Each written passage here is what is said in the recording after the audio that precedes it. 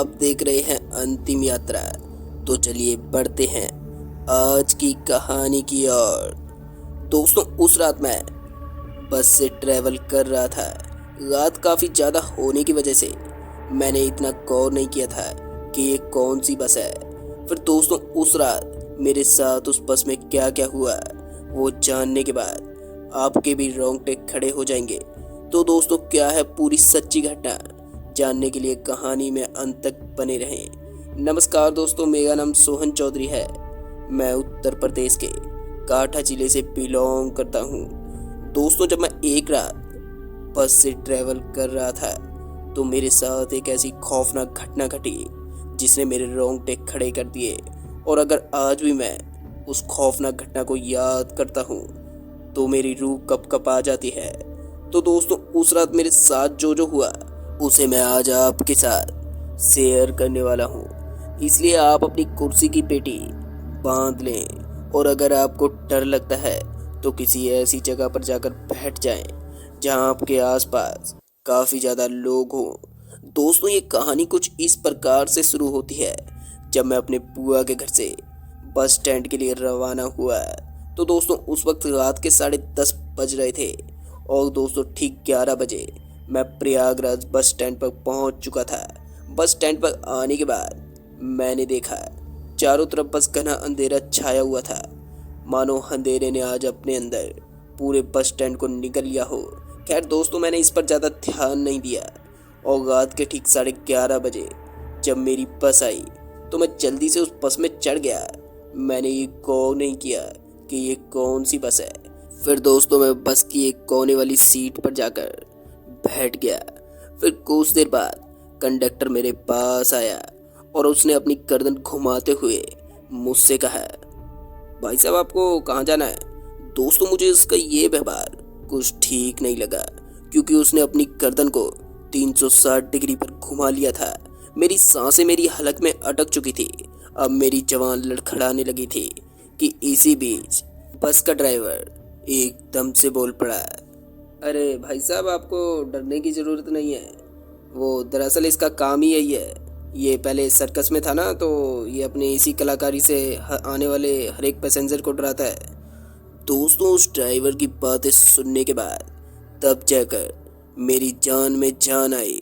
उसके बाद दोस्तों, मैंने उससे चंदौसी की टिकट ली और सीधा शांति से अपनी सीट पर बैठा रहा। मुझे कुछ भी समझ में नहीं आया कि अभी मेरे साथ क्या हुआ था। खैर दोस्तों, मैं कुछ देर तक तो यूं ही बैठा रहा। फिर जैसे ही रात के 12 बजे तो बस किसी सुनसान सी जगह पर रुकी। देखने से ऐसा लग रहा था मानो ये कोई घना जंगल हो। फिर दोस्तों, बस में एक खूबसूरत सी महिला दाखिल हुई। उसके दाखिल होते ही मैंने सबसे पहले उसका चेहरा देखा। तो दोस्तों, वो देखने में काफ़ी ज़्यादा सुंदर थी, मानो आसमान से आज अप्सरा उतरकर हमारी बस में सवार हो गई हो। खैर दोस्तों, मैं उसको ही देखता रहा, मानो मुझे पहली नज़र में उससे प्यार हो गया हो। फिर दोस्तों, वो मेरी बगल वाली सीट पर आकर बैठ गई। फिर मेरी खुशी का कोई ठिकाना ही नहीं रहा। मैं तो बस एकटक उसे ही निहारे ही जा रहा था कि तभी उसने मुझसे कहा, आपने कभी इतनी सुंदर चुड़ैलनी देखी क्या?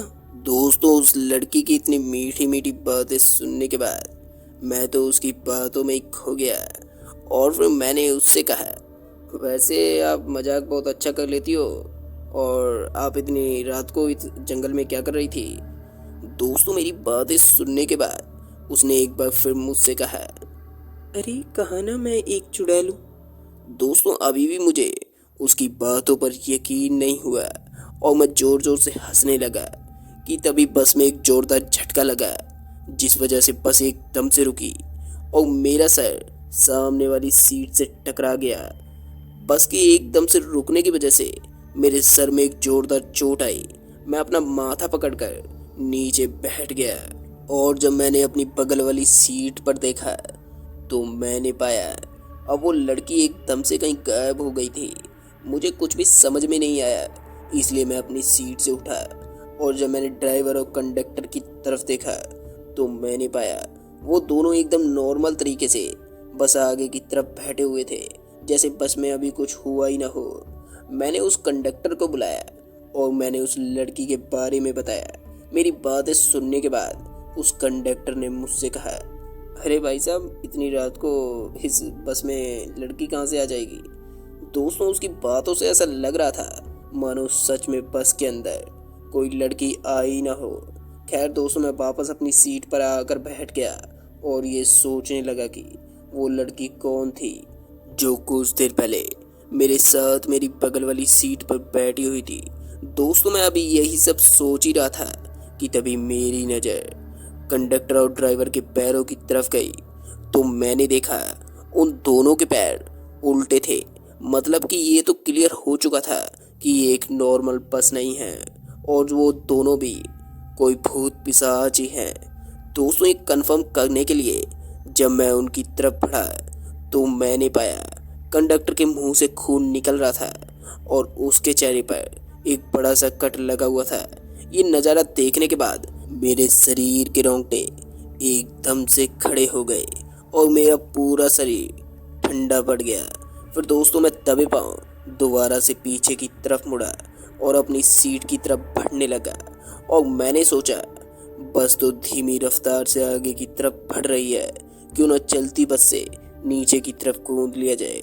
और यही सोचकर मैंने अपनी बढ़ती हुई धीमी गति को एकदम से तेज कर दिया और मैं भागते हुए बस के पीछे वाले दरवाजे की तरफ गया। और जब मैं दरवाजे के पास पहुंचा तो वो लड़की एकदम से प्रकट हो गई।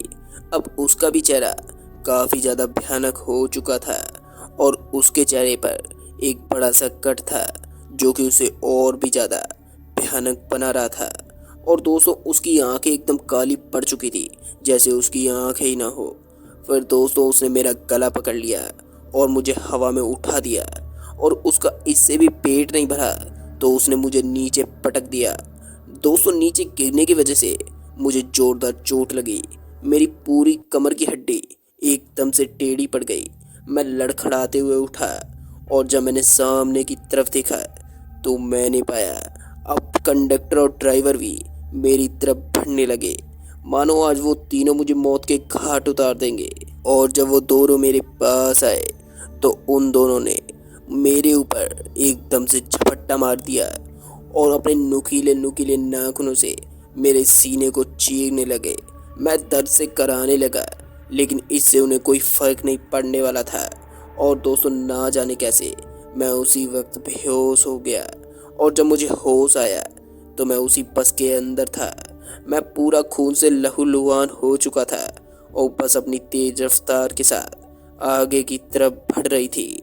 फिर दोस्तों, मैं तुरंत ही उस जगह से उठा और जब मैंने अपने आसपास देखा तो मैंने पाया चारों तरफ बस खून ही गिरा हुआ था, जो कि शायद मेरा ही था। फिर मैं जल्दी से पीछे वाले दरवाजे की तरफ गया और इस बार मैंने देरी नहीं की। मैंने एकदम से दरवाज़ा खोला और मैं बस से नीचे कूद गया। बस काफ़ी ज़्यादा तेज़ थी, इसलिए गिरते ही मैं बेहोश हो गया और मेरे पूरे शरीर पर छिलने के निशान भी आ गए। और फिर दोस्तों, जब मुझे होश आया तो मैंने अपने आप को एक हॉस्पिटल के अंदर पाया। दोस्तों, पूछताछ से पता चला कि कुछ लोगों ने मुझे अधमरी हालत में उठाकर हॉस्पिटल में भर्ती करवा दिया था। फिर दोस्तों, हॉस्पिटल से 2 महीने के बाद जब मुझे अच्छी तरह से होश आया तो मैं सबसे पहले अपने घर गया और अपने साथ बीती आप बीती को सबके साथ शेयर किया। मेरी बातें सुनने के बाद किसी को भी मेरे ऊपर विश्वास नहीं हुआ। खैर दोस्तों, उस दिन के बाद से मैंने कभी भी रात में ट्रैवल नहीं किया। तो दोस्तों, इस कहानी में बस इतना ही। कहानी आपको पसंद आई हो तो वीडियो को लाइक शेयर कमेंट ज़रूर करें। और दोस्तों, ऐसी मज़ेदार कहानियों के लिए आप हमारा चैनल ज़रूर सब्सक्राइब करें। हम आपके लिए रात में कहानियाँ लाएंगे जिसे सुनने के बाद आपका और भी ज़्यादा मनोरंजन होगा और आपको नींद भी बहुत अच्छी आएगी। तो मैं आपका दोस्त अमन जल्द ही मिलता हूँ एक और सच्ची खौफनाक घटना के साथ। तब तक के लिए बाय।